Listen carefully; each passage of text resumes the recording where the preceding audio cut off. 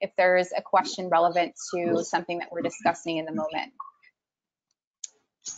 We are going to get started right now. So first, I just want to say hello. Thank you so much for registering and tuning into A.L.L.I.E.S. This is an initiative that was started by Wonder Woman of Wine to amplify the voices of Black women in the wine industry.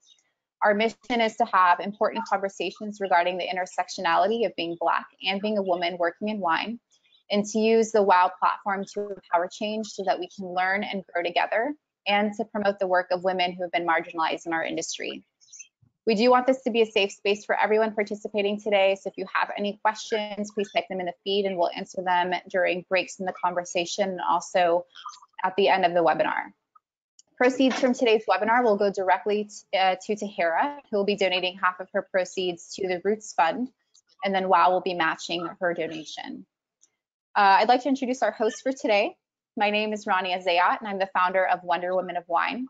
I currently serve as president of the Wonder Woman of Wine Board of Directors, and WOW is a passion project I started in 2018 on the heels of the Me Too movement. I'm also the wine director of Bufalina, a Neapolitan pizza restaurant and natural wine destination in East Austin. We're also joined by Veronica Muse, the social media manager for WOW since 2019.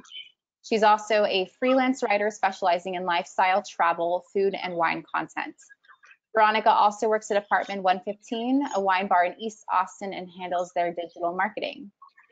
And we're thrilled to continue the A.L.L.I.E.S series today with Tahiirah Habibi, founder of the Hughes Society and the Roots Fund, which is a fund that was created to empower underrepresented minorities in the wine industry by providing resources and financial support through educational scholarships, wine education, mentorship, and job placement. The Roots Fund is committed to investing in the Black wine community to provide opportunities to those seeking a career and/or education in all aspects of wine. Tahiirah Habibi is an esteemed sommelier, founder, and executive director. Born and raised in North Philadelphia, Tahiirah has always had a passion for uplifting the community. Her journey through wine began at Penn State University when she was attending events. Upon graduating, she worked at a restaurant as a hostess during the day and took wine classes at night.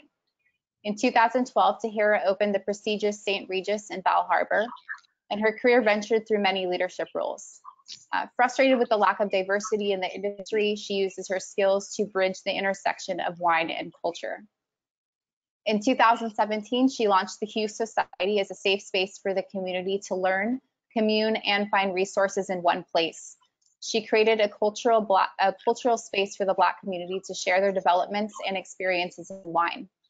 Tahiirah has also been featured in Ocean Drive as one of the top 5 female sommeliers, Vine Pair, Wine Enthusiast, Upscale Magazine, and Imbibe Magazine, to name a few.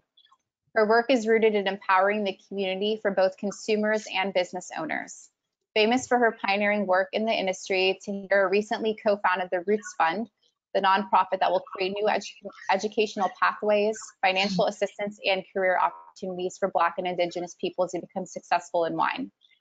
Tahiirah is passionate about making an indelible impact on the wine industry, assimilation not required. So welcome to the webinar, Tahiirah. Thanks for joining us. Tahiirah is also very much a dork, and I'm like, how should I sit while you're reading this bio that I did not like this? Like, are we? It's always a little awkward, for sure. It's so awkward. But hi, thank you for having me. This is wonderful. It's such a great platform and thing that you guys are doing. I think that it's amazing. Thank you. I feel your pain because I have that feeling just for the couple of lines that she said about me, but yours went on and on, all this amazing stuff you said.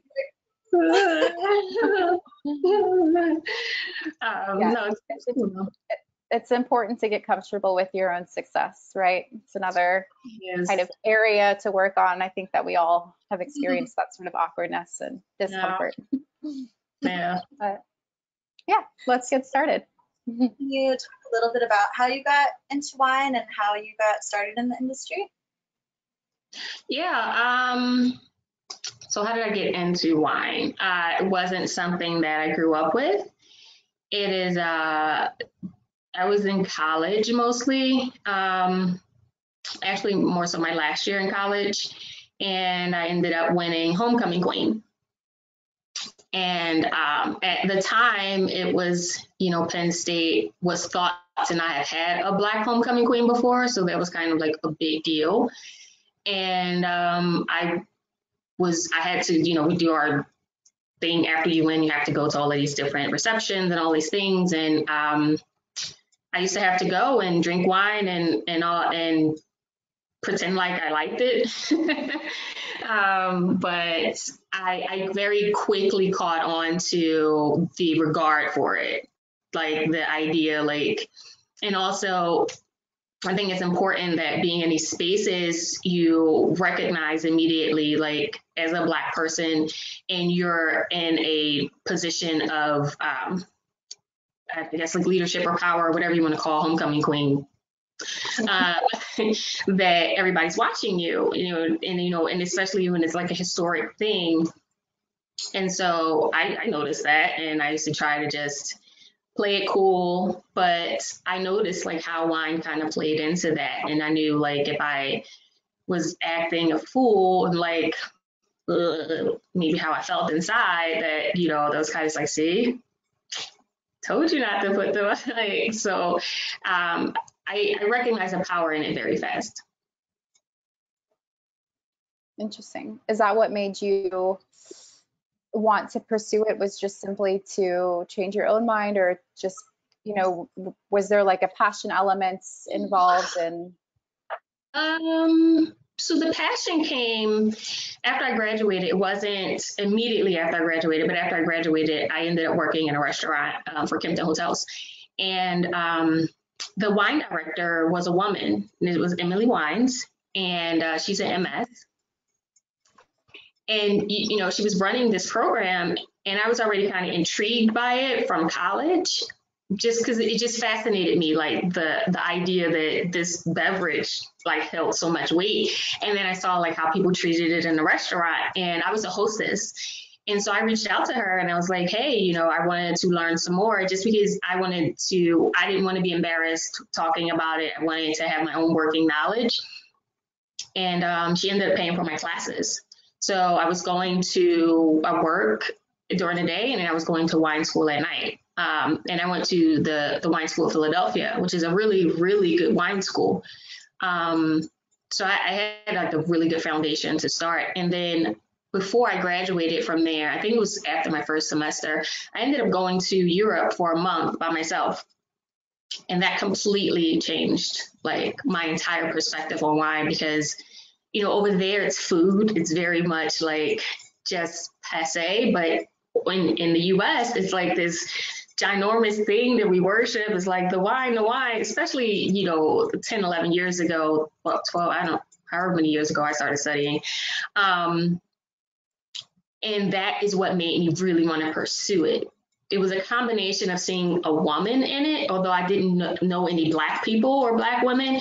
It was still like, I'm a woman, she's a woman. Okay, I can do this. And it was also the idea that taking it from the stance of a food agricultural product and the science behind it, those things fascinated me. And so I went from that perspective to going back to the US, like, okay, I'm going to make this a career. I actually got offered a job in Barcelona, and I was going to stay. Awesome. And my sister was emailing me like, can I cuss? Yes, please do. Yeah, go for it. My sister was like, bring your ass home, like, stop playing. And so I came back home, but I was like, that was a fire for me. And then after that, doing some research, I realized there were no Black women who were MSs. And I was just like, okay, that was it. Like, that was like, I'm going to do this. And I don't see enough Black people doing this. And this has like all of this power. And I see like how it functions. And I'm going to take everybody with me, and let's go. That's awesome. I'm surprised you didn't stay in Barcelona.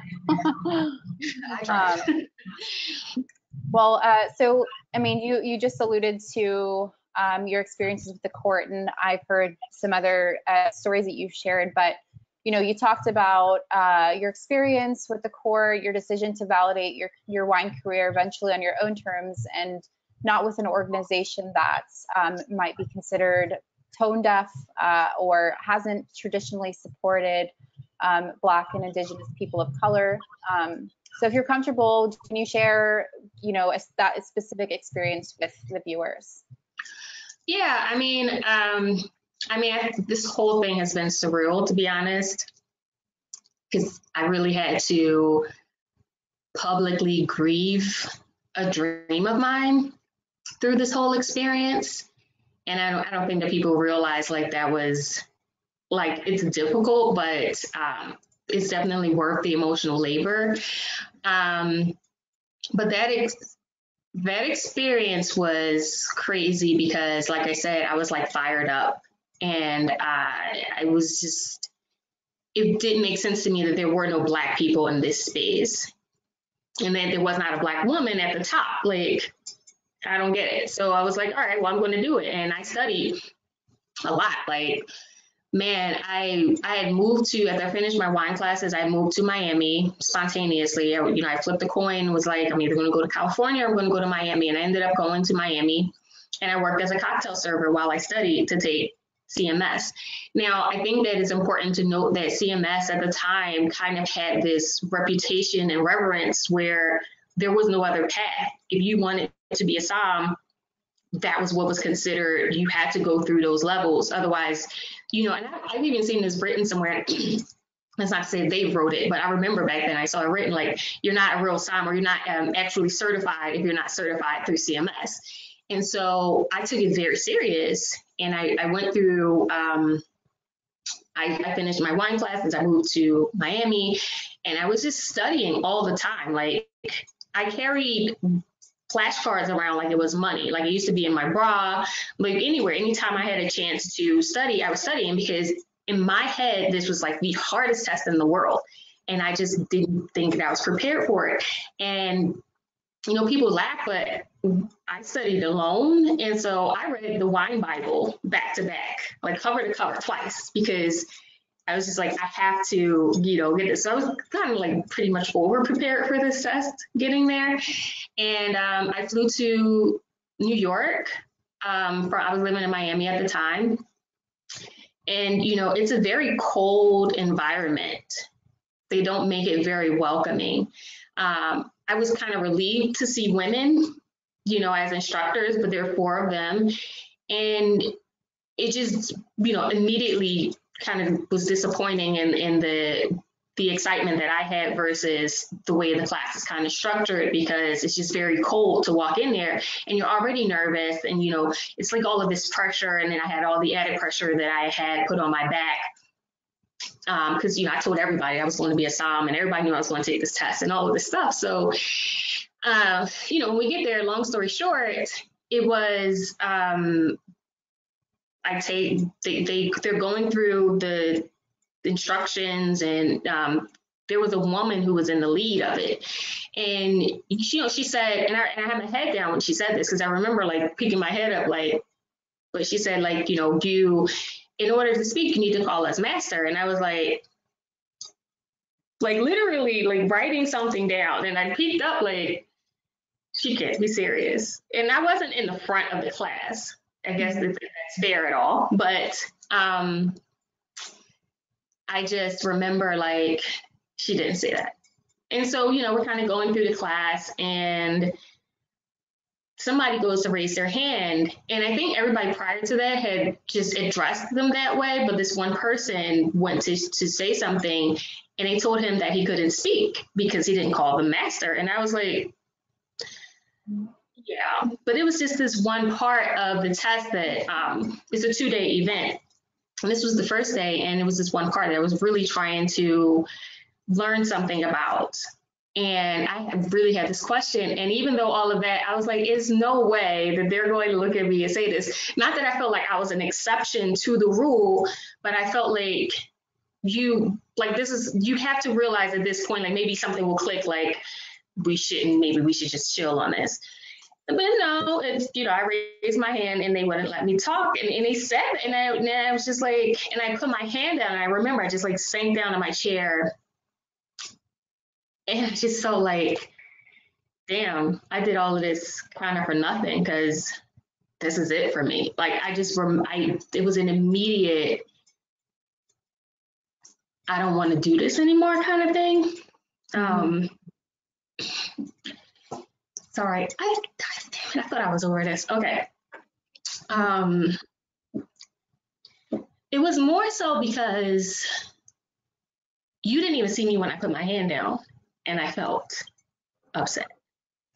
So I couldn't imagine going through an organization that would not see me the entire time. And I would have to fight through, merits or learning. I came in to learn. And so that was it for me. I was kind of just like, all right, well, I'm not doing this, but I still needed to pass this class because I paid all this money to get there and it's expensive and I got a hotel and I've got a flight and all of these things. And then I even kind of like tried to convince myself and give the benefit of the doubt, like, well, maybe tomorrow they'll realize and this won't be the same, but it was. And that was just it for me. But I think the worst part was the dream. It was like, because to this day, there's still not one. And it bothers me in the sense that I don't know how many other people, maybe not that exact experience, had that exact experience, but how many people didn't go forward or stopped in their tracks at a dream because of something like that. If it was the environment, if it was whatever, it's just like, why is this not? If you're telling us that this is what we have to do, this is where we have to be anybody in this industry, why are you making it so difficult, Mm-hmm. So I was done with that. And I mean, you have to understand the way I grew up. I grew up with a mom who has been on drugs my entire life. And my dad wasn't around, and I was a neighborhood kid that got teased all the time because everybody knew my mom was on drugs. It was the 80s epidemic, and even though it was very common, there were a lot of people whose parents were on drugs. But my mom was never indignant. She always dignified herself. Like to this day, like you can't talk to my mom any kind of way. Like she's a queen, and she doesn't matter. It doesn't matter if she has an addiction and whatever was going on in that space. You were not going to disrespect my mom. Like that was an automatic like hard no for me. And I watched it and I saw that and I grew up with that. But I also grew up with the bullying, and to me, it was kind of like both of those things colliding, like the bullying and the queen part. Like, no, I'm not. No, like this is a hard no for me. So I had to make a decision in that moment. Like, all right, well, think it out. Like, okay, you can't challenge them because right now they're the most powerful wine organization in the world. And this was 9 years ago, but you're not going to let this situation just completely deter you from your life and everything that you've done. And I still wanted to do things and make a difference. So I was like, well, you know your shit, you studied, you just gotta go make it happen and figure it out because this is it. I mean, this door is closed, and I've never been a person that was a no was a no. A no was always like, all right, that's your no. I'm gonna figure it out on this side. And that's what I did. And that year in December, I got hired at the St. Regis, and that was my first wine job. So I had a pretty intense journey that year into going into the St. Regis. But I think that the thing with the CMS is, and I stayed silent about that for years. It was funny because when I released the video, no, my family didn't even know. A lot of my friends didn't know. There may be like a few wine people that knew. And the reason why I released the video is because a friend of mine who, she's a Black woman, she's advanced. And she was so excited, and she was like congratulating me, like, oh my God, this is great. You know, I'm happy CMS spoke up. I'm happy, blah, blah, blah. And I'm like, what are you talking about? She like wrote up, like right on my Facebook wall, whatever. And I'm just like, I don't know what you're talking about right now. And she's like, well, CMS mentioned you on their website and blah, blah, blah. I was like, I kind of laughed at first, like, of all the organizations and the people in the world that you could have listed without talking to them. I mean, if you had vetted me even a little bit, you would have avoided this entire thing.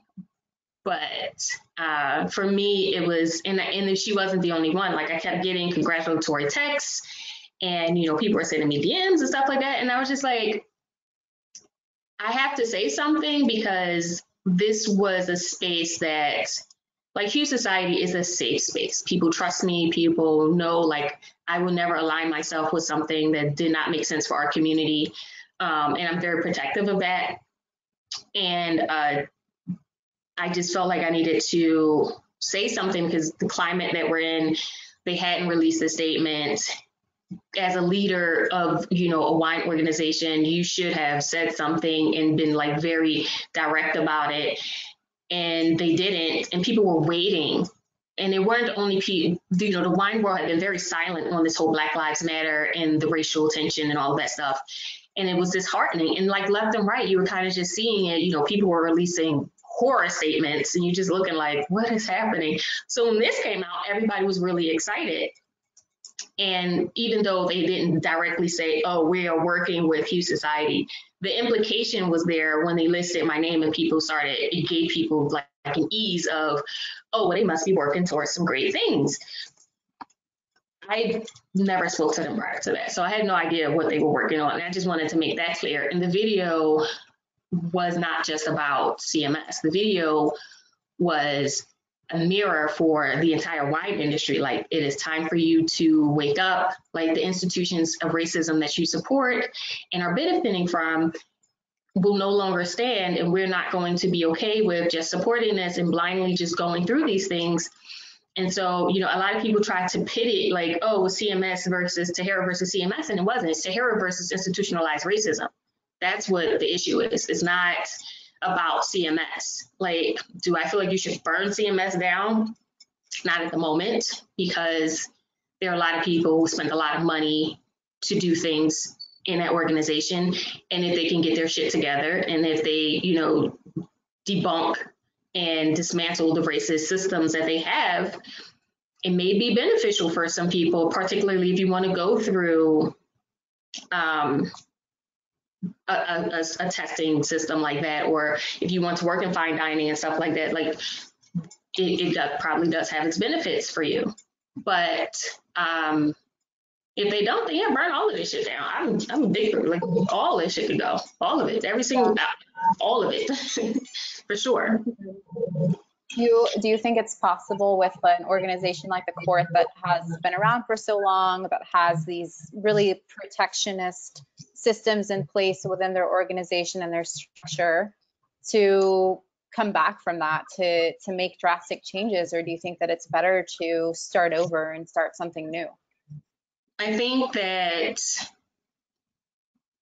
the court right now is run by people who are old in nature and mindset, and it's not reflective of the world, and probably not reflective of the people, the younger people in the court.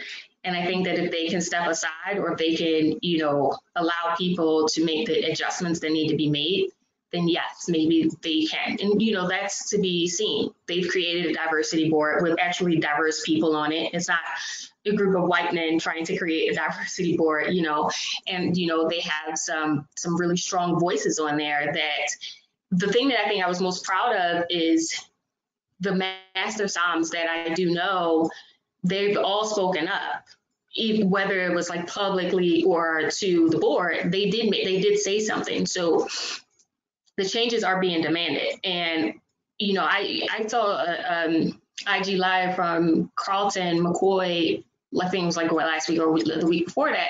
And he kind of said the same thing, like, no, you don't burn it down now. And, you know, we're implementing these changes, but if they're not willing to change, then I'll get back my pen too.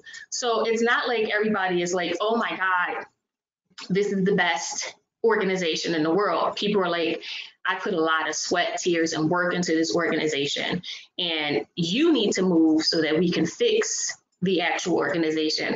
And it's funny because prior to that video, after I left the court, I never really had any contact with particularly at MS until a couple years ago.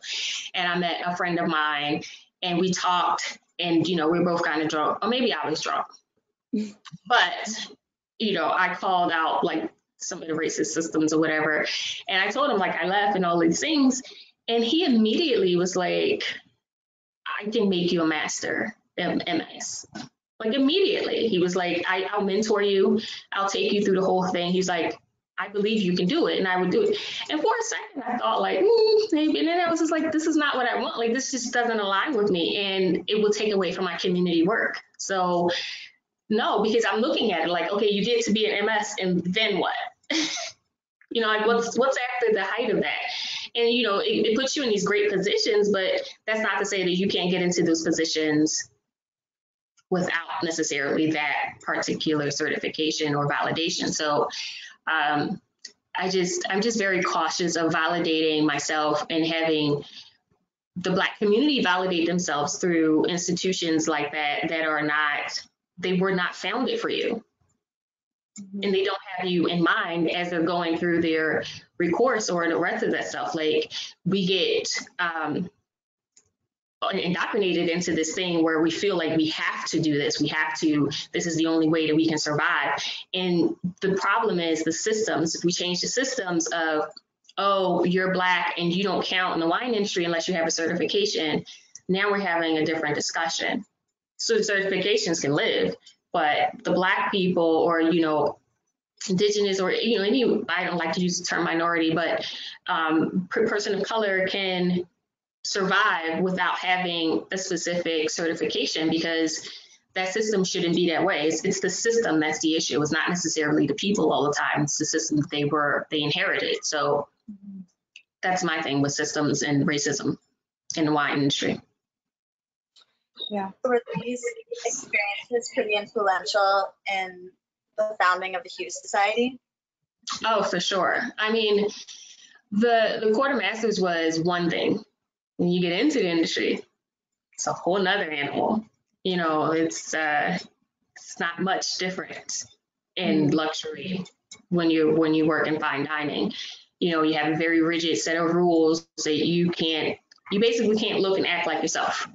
If you are a Black person, they want you to act very European, if that makes sense. Like, you're not allowed to have braids. Your natural hair has to be a certain way. Your tattoos are not allowed to show, or, all of these things. And so when I was working and I was on the floor, there was a consistent, it just got to the point where I think I made myself used to it, a consistent level of racial comments, disparities between the manager, myself, and my coworker. I think I've spoken about this before, like being sent away from tables, specifically told that in my face because I was Black. And then if you add in the intersection of being a woman, and it's just like, you have to fight through this consistently. You're going to work, you have to fight through sexism or racism, microaggressions, asking the socioeconomic comments, and people always ask me like, why do you always say you're from North Philly? Because North Philly is such a, it was hit so hard by the crack epidemic that it still has not bounced back. And there are people in North Philadelphia in neighborhoods that have been disenfranchised like that need to see that you can make it out. And it's not just these pathways that people are presenting to you that make you think, oh, you can only be a basketball player or somebody famous, or, even the school systems. Like there's so many things that's wrong with that system, and particularly where I come from, that I'm very proud to come from North Philadelphia. And I will always say that, because somebody needs to see that. Like your image of North Philadelphia and me are not the same thing. And you know that. And so people would ask me that at tables, like, where are you from? And I would say, Philly. And they'd be like, well, where in Philly? You know, expecting the suburbs or something like that because I speak properly or I have wine knowledge and all of these things. And it's just like, no, I'm from North Philly. And I would say it with a big smile and they'd be like, oh. Like, and I was like, so you want red or white? What's going on here? Like, which one makes you feel better? Which one of these do you would have to down to get through this whole thing? Or you look so exotic. You're so exotic, or you speak so well. It's just like, did you say this to the guy that was over here? Like, no, he never got these comments. Or, excuse me. What was the other one I used to get all the time? I mean, I literally had a European couple send me away. I will never forget it. And they were like, Black people don't know anything about wine. I want to speak to the manager. And I was like, okay, hold on. And I went to my manager, like, you need to get your French ass over there to that table because they told me I was Black and I don't know nothing about wine. And this is a reflection on you because you taught me everything I know about wine. Like, you know, just like kind of making light of it. But it was just like, your ignorance does not define me. But at some point, I'm going to have to like be over this for my own mental health and just kind of leave y'all with all that. Because this is not my fight. This is your fight. This is how you want to think. This is what you think the world is. Go ahead. I think the worst part about these kind of institutions is you're unprotected, particularly as a minority. So as a woman or as a person of color in fine dining particularly, you're unprotected because the guest is way more important. And they make that very known that the guest is way more important than you and your dignity, your humanity, and anything else that they have going on. They do not care. When that guy took that bottle out of my hand and decided to pour his own wine, I got fussed at. And I'm like, but it's just like the guest is always right. That ideal of the guest is always right. It's just complete trash. And I've never really bought into it. And to be honest, I've kind of always been a terrible employee because I've never really bought into it because, you know, these are systems written by white people who don't experience these kinds of, this kind of like just blatant racism or not blatant racism. Like, so you don't understand and you're thinking that you're going to lose money and you love the idea of cornering us into a position where you don't feel like we can never bounce back. So we're never going to quit. We'll just continue the cycle of abuse because it is abuse and harm that is happening and nobody is taking up for you. It's not like somebody asked a guest to leave because they said something racially inappropriate or sexist or would pick one. Nah. And you know, I hope that if you are on the webinar later, you hear me repeat these things since it's the same thing really. But, you know, there was a time when I had braids in my hair and it was not the restaurant manager, but it was like the second in charge of the hotel told me like I could not come back to work until I took those things out of my hair. And that they were things and they did not belong in this or area. And I was like, huh, okay. And here's the other part. I go to my manager and I'm like, I'm going to report him to HR. And he's like, you can't do that. He's the second such and such. So the power dynamic comes in. You can't do that. He's the such and such and such and such. You're just going to lose your job. Like he like convinced me like that I couldn't say anything. Basically, I just had to take it, which was a continuous repeated cycle. And that's not to talk like horrible about the St. Regis. I learned a lot there. I benefited a lot from entering my wine space there at that level. But again, it's the systems and these systems are still in place. So it's not just the St. Regis, it's the systems of luxury that completely discount Black and brown bodies and images. Can you touched on mental health earlier, and I'm just curious, when somebody, with all the scenarios you've shared, and I'm sure there are many more, but when somebody says something like that to you, like about your hair, or sends you away from the table, I mean, how do you process and deal with that internally and still show up to work the next day, or show up to the next table that needs help looking at the wine list? Like, without, I don't know how I would handle that. It sounds traumatic. I think, sorry. I think there's a level of trauma that you just get used to as a Black person. And it's horrible to say, but it is. And people call it strength.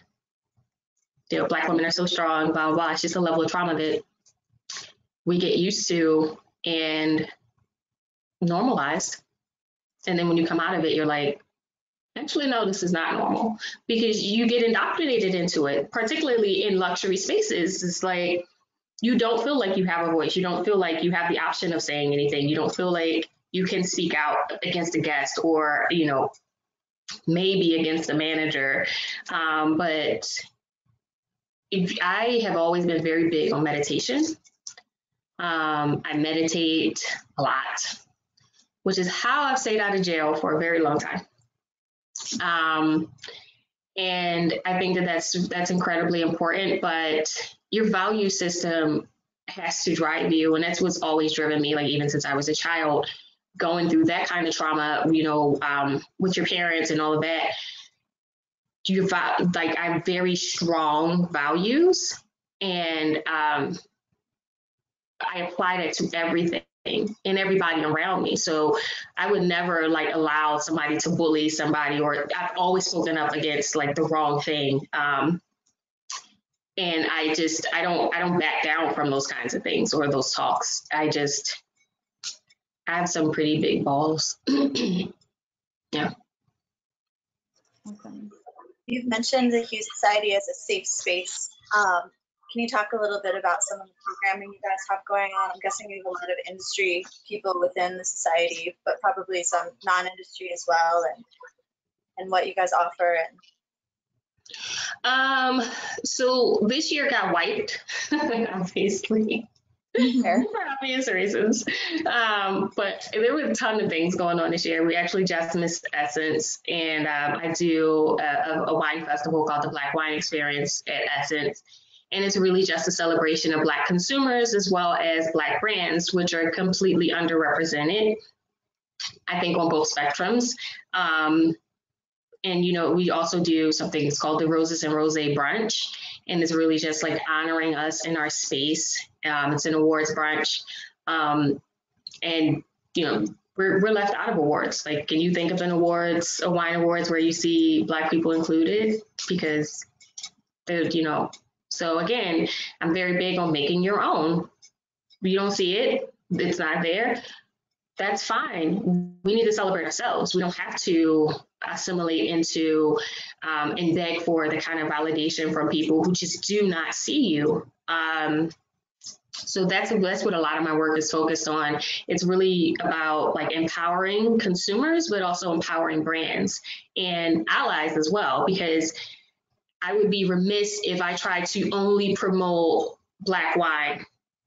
There's no education in that, because wine is not founded in Blackness. Wine is founded, mostly in European, now the US is a powerhouse and all of those things, but that's not how it's made, and you don't get an education out of that. I just make sure that we are represented. So Hughes Society is more about being inclusive and making sure that we are all represented inside of a space where we are okay and comfortable, versus being exclusive, we're only Black people are allowed. And it's never been the case. It's more so, no, you wasn't paying attention to Black people prior to this. So what's the complaint here?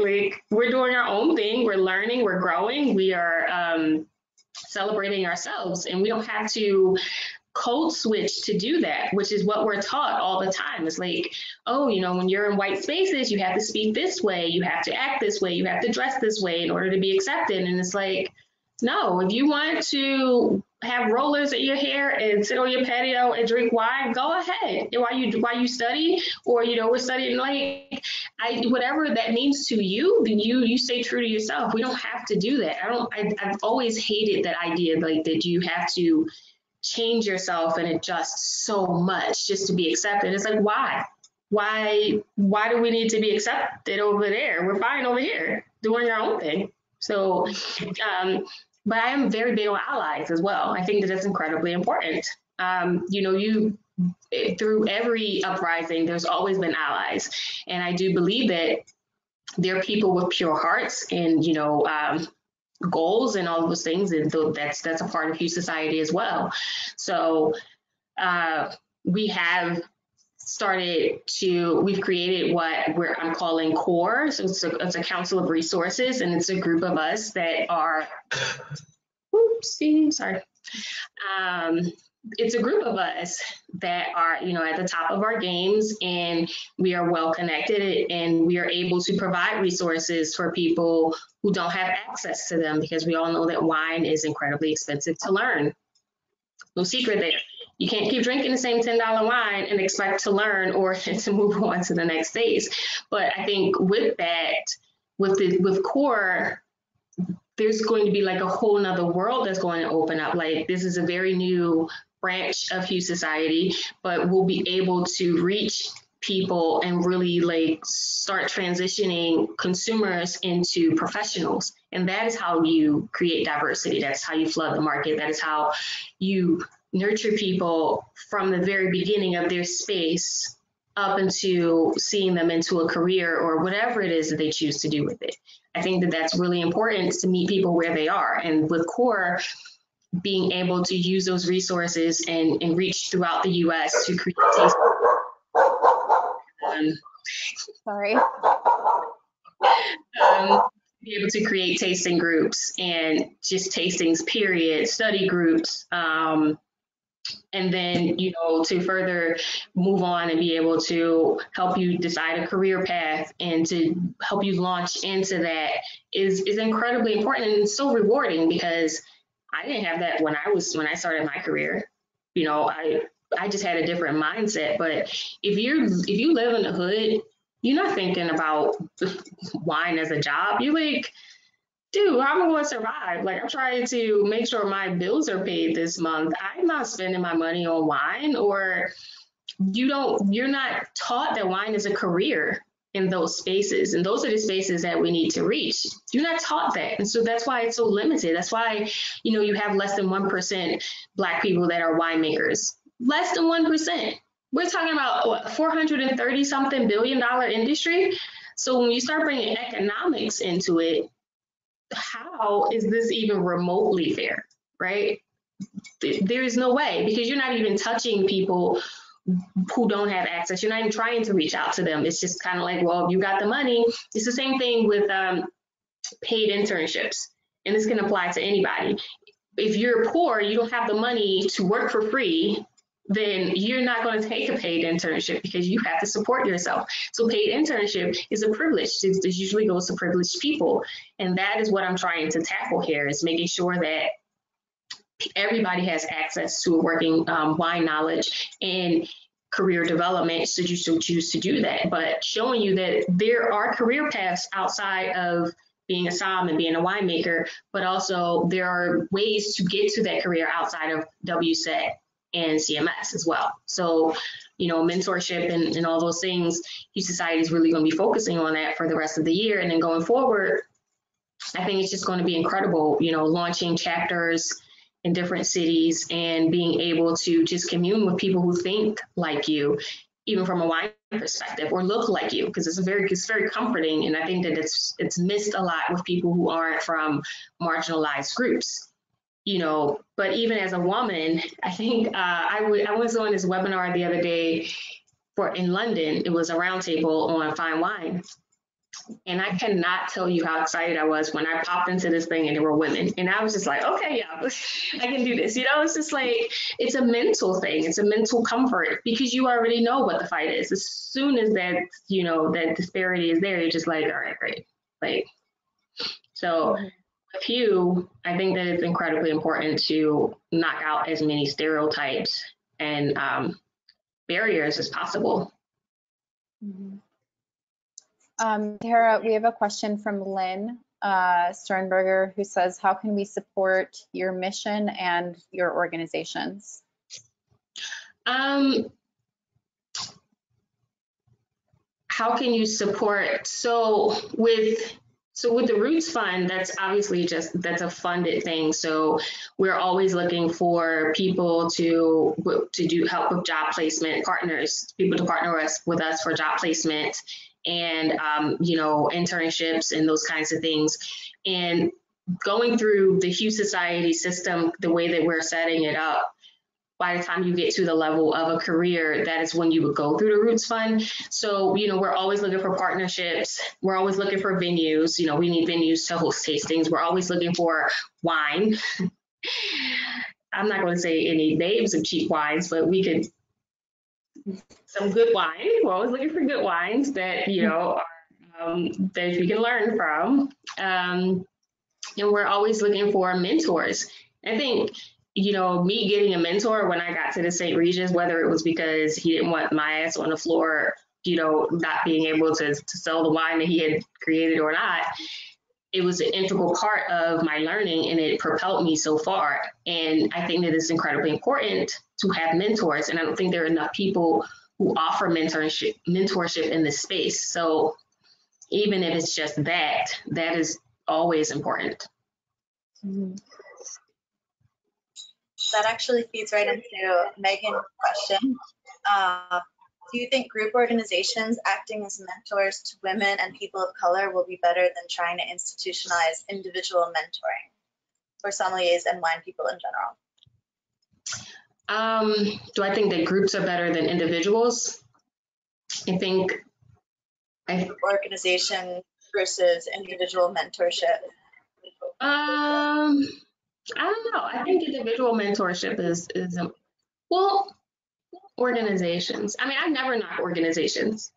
I think there's something for everybody, but I think mentorship is such a personal thing, especially like in the wine space, because you don't really know what that person needs. And if you think about it from the standpoint of equity, you might have an organization that only offers these things, but that is not going to create equity for the person who needs the mentorship standard, So I think that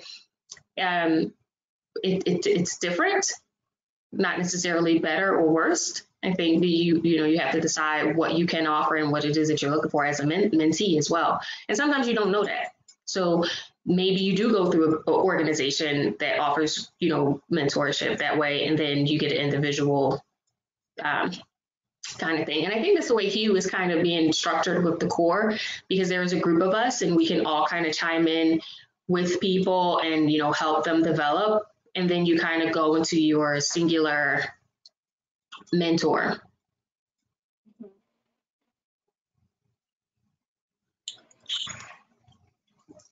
And the Roots Fund, is that basically like money that goes into a fund from the Hughes Society and then people apply for grants, or how does that work? Because I know it's a pretty new initiative that you've launched. So the Roots Fund is a completely separate nonprofit that is partnered with the Hughes Society. So to put into perspective, the Hughes Society will have different levels of engagement. So, there's a community level, and then there's a level of when you're kind of deciding you want to start taking tests and all those kind of things. And then there's the top level, the scholar level, where then you'll kind of get pushed over to the Roots Fund, which we will pull funds in order to develop your career. So if we need to send you to Europe to study, we will send you to Europe. If we need to pay for your housing while you do an internship, we will do that. We have partnerships with wineries that, are guaranteeing job placement, like that kind of stuff. So the Roots Fund is really just complete development of your career and different path opportunities outside of just som and winemaker and, just the general things. If you want to be a CEO, we'll make sure that you have a good mentor and you're hooked up with the CEO of a winery to learn those kinds of things. So the Roots Fund is really about financial assistance with your career as far as being able to access different things and different paths. Awesome. That sounds really great. You. Cynthia had a question. It says, how can us Black wine enthusiasts and small businesses get involved in moving the inclusion initiative and celebrating the diversity in our industry? I think that partnerships are incredibly important because there's so few of us. Partnering and you know, kind of throwing alley-oop to people is so important. Like when you do something, you bring people with you. That's how you get other people involved. It's because, you know, right now everybody's like, oh, Tahiirah, and I'm like, well, I might not be able to do this, but let me pull some people in that also know this, that you can use, that, you know, will help you. So you bring people in the room with you. I'm very big on that. Like, period, just bringing people in a room with you. I think that's really important. And if you have power, you spread that power to people. You make sure that other people have power or at least the access to it. But right now, I really think that partnerships and just like grouping together and then fanning out is probably the most logical thing to do, because everybody's kind of being pulled in all these different directions because, you know, Black Lives Matter is trending, but when it's not trending is what we need to look at the bigger picture. When it's not trending, then what? Then where are you? Because right now you may be getting a lot of attention. There's, you know, that I think the hashtag amplify Black voices and all those things. And when that dies down and when that dies out, where will you be?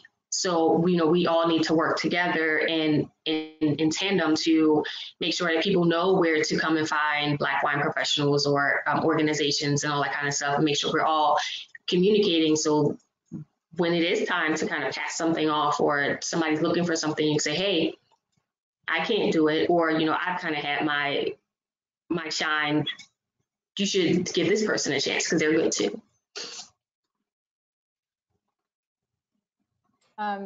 Angela wants to know if to support the Hue Society and the Roots Fund, is it better if she starts with signing up for the Hue membership form or directly with the Roots Fund? Probably the Hue form, and then I can talk her through whatever it is that she wants to do. If anyone else has any questions right now, feel free to send them in. So we probably answer 2 or 3 more before we wrap up. Yeah, I don't see any questions. Oh, well, we can see them. Oh, wait. Okay, so Angela said she currently works for an importer distributor. Do you prefer if, oh, I guess this is more of a personal question, but do you prefer if I list the name in the Hue Society membership form, or can I select the experience from select? It doesn't matter. I generally try to reply to the forums at least within a couple days. I'm a little stretched right now, but I get back to you. I do. You have a lot going on. I love that everyone is excited to jump to action, though. We're getting a lot of questions about that, like where do we go next? So that's good. Yeah. I mean, that's so important. It's like, I think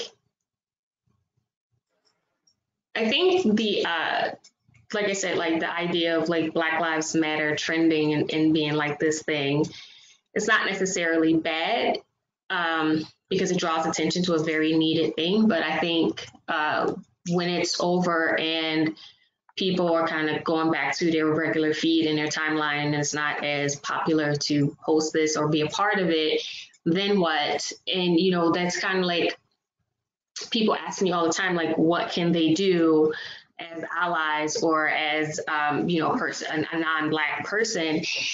And I was thinking about Marilyn Monroe and Ella Fitzgerald. Do you guys ever, you know what Ella Fitzgerald is? I have some of her vinyls. Yeah. Right. And so for a long time, because she's Black, even though her voice is literally pitch perfect, didn't matter. She still didn't have access to certain clubs that were popular, that were paying, and all of those things. And Marilyn Monroe used her privilege to get her into this club. And from there, her career completely launched and took off. And she didn't do it for fame or any of the rest of these things. She recognized that she had privilege and access, and she used it. And so in a world full of Karens, be a Marilyn and don't expect anything back, because it's just the right thing to do, you know? That's kind of what I would say to kind of like leave it on. Be Marilyn, don't be Karen, because, and no offense to anybody named Karen on here, I can't see the name. You know, let's not make it personal, metaphorically.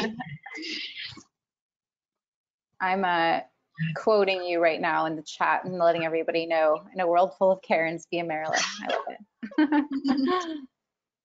I love that.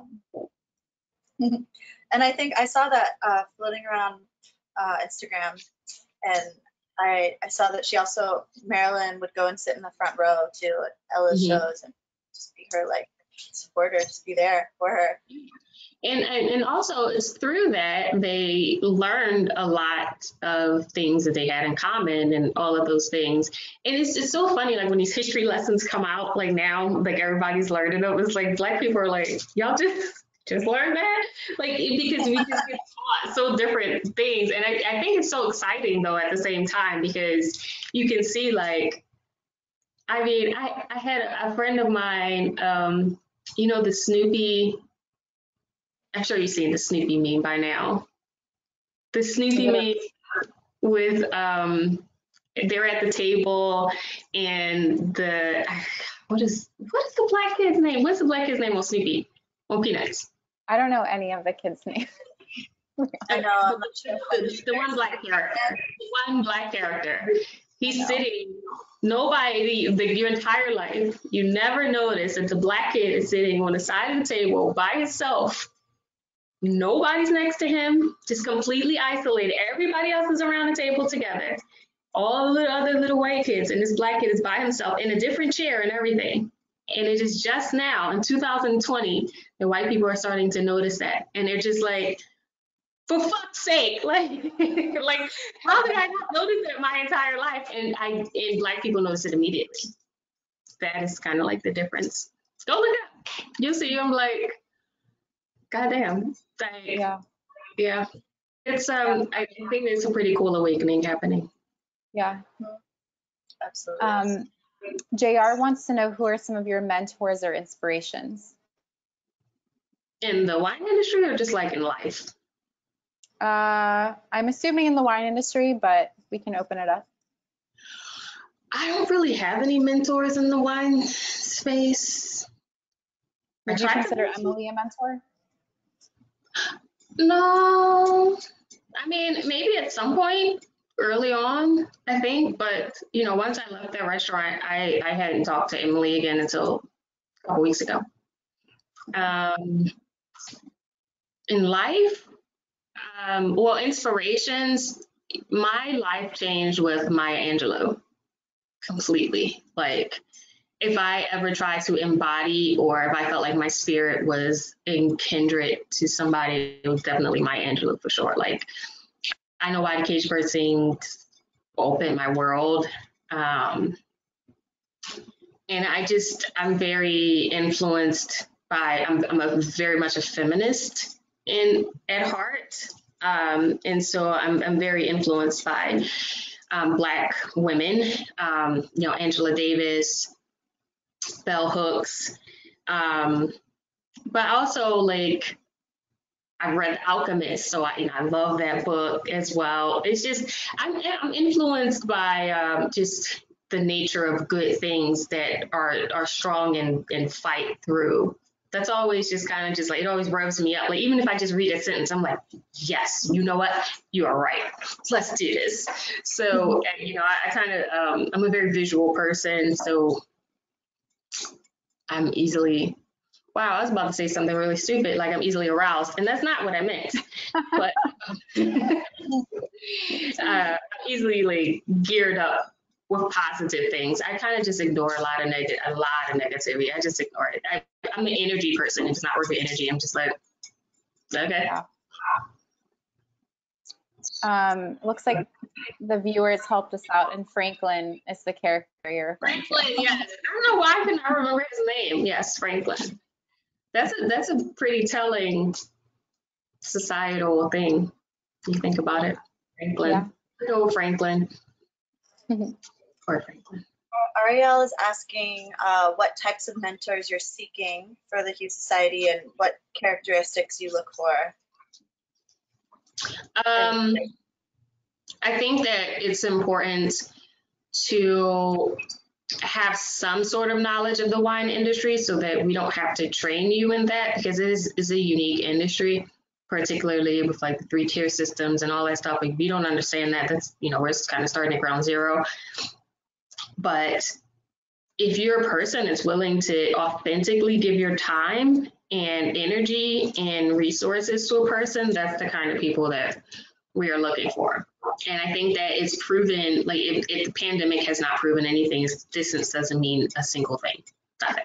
So doesn't have to be in a specific city. You don't have to be in the same city with a person, you know, that kind of stuff. Like the guy who's going to, I should say his name, but I know he's going to be like really embarrassed, so I'm not going to say his name. But the MS that was going to mentor me to become an MS, you know, a couple years ago, he offered, he was like, oh, you know, we'll figure out how to do the tastings. I'll send you the wines. We can do the virtual tastings. Like, this is before like the whole pandemic thing. So if you want to do it, you will, and you'll make it happen. I think that's important. The willingness. Mentorship is not easy. It's intense. Definitely intense, for sure. Do you have any closing remarks, calls to action, anything that we haven't touched on that you want to mention? I don't think so. Closing. I know I'm supposed to have a call to action. Follow the Hue Society. You don't necessarily have to follow my personal page. It's nothing on there, me and my daughter, but follow Hue Society. And, you know, if you have like any job openings, if you are willing to be a mentor, if you have time and resources and energy, we are always happy to partner. So shoot me an email. Might take me a few days to get back to you, but I always get back. I'm a woman of my word. I always get back to you. And don't laugh if you hear me drunkenly repeat some of these things tonight at 6:30. There's a call to action. And I put the link in for everybody for the James Beard virtual event that Tahiirah is on tonight, so you can register for free there. And yes, follow her on Instagram at Sipping Socialite, and that's her personal, and then the Hue Society. There's also links in the chat for the rootsfund.org and the Hue Society. And then Cynthia just had a quick question as well. She wants to know if the Hue Society is Atlanta based, or is it considered more of a national organization? It's a national. Like, I live in Atlanta because I wasn't raising my daughter in Miami under any circumstances, and it looks like I made the right decision because they're insane. So no, it's an international organization. Also, I do have something else. If you like jewelry, I also own a jewelry shop. It's a online boutique. So it's called Statements by Habibi, but it's more of like a women empowerment kind of thing, like do and say whatever you want, kind of like wear big jewelry and be in the room, and who cares what other people have to say. I must say I always like your earrings whenever we chat. Yeah, they're all my shop. Nice. What was the name of it again? Statements by Habibi. So like statement jewelry, but Statements by Habibi. Habibi's my full name, obviously. Sorry. Cool. All right. Well, Tahiirah, thank you so much for your openness to having this conversation with us. for all the work that you're doing, for answering our questions. It's been really great, very educational, and just a good time. And to our audience, again, if you guys are not following Tahiirah, please follow her at the Hughes Society, check out her organizations, and try to tune in for her James Beard virtual event tonight called Gatekeeping in the Hospitality Industry. She might be a little bit more relaxed in a couple hours. The wine continues.